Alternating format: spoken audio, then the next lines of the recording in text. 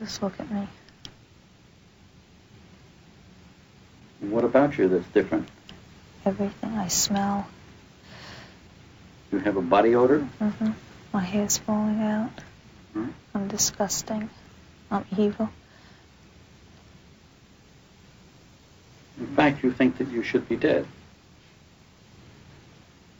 Did you try to kill yourself? Did you really? Yep. Tell me about it.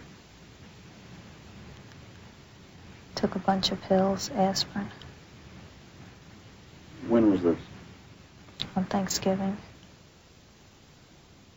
When Mary attempted suicide, Morning, afternoon. it opened all her feelings to the world. They now were expressed in all their intensity. She was worthless, hopeless, life was not worth living. She felt she was the devil, and she had the idea that the only way to end this terrible pain was suicide. She tried at home. Her husband brought her right to the hospital, and from that moment on, she had to be monitored. We had to have an individual sit with her 24 hours a day, because all she could think of was trying to kill herself.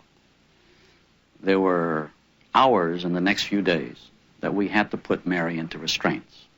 The alternative was that she would scream and try to kill herself by any device possible.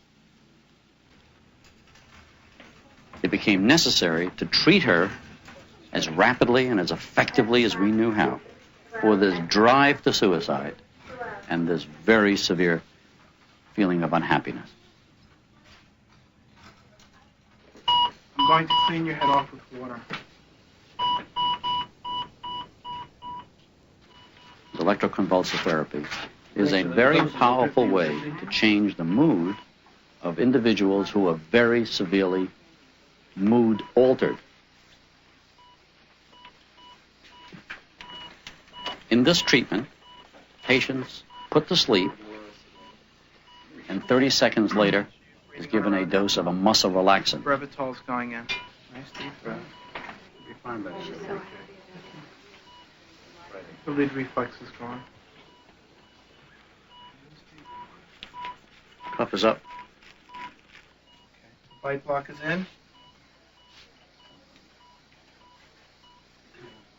Chin up. The impedance is low. Okay. At that point, electric current is passed between the electrodes in the head. And that takes anywhere from a half a second to 4 seconds. Treat.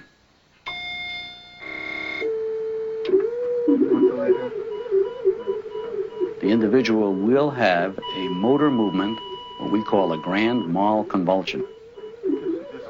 We're interested in that the seizure be of adequate duration, which is between 25 and 120 seconds, in order to be a good or effective treatment.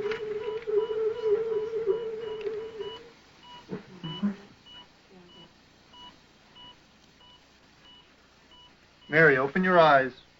Treatment's all over with. With the severe form of major depression with psychosis that Mary has. Mary, open your eyes.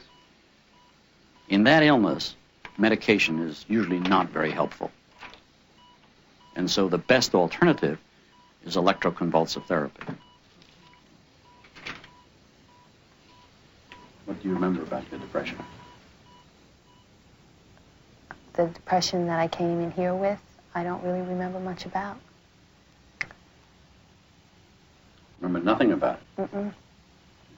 I do remember going home being in the hospital here and going home on Thanksgiving and taking a lot of aspirin.